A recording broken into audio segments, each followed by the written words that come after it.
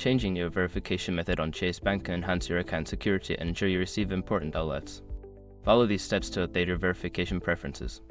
Step 1. Log into your account. Visit the Chase Bank website or open the Chase mobile app. Enter your username and password to access your account. Step 2. Navigate to account settings. Once logged in, locate the Profile and Preferences section. This is usually found in the menu or settings area of your account. Step 3. Select Security Settings.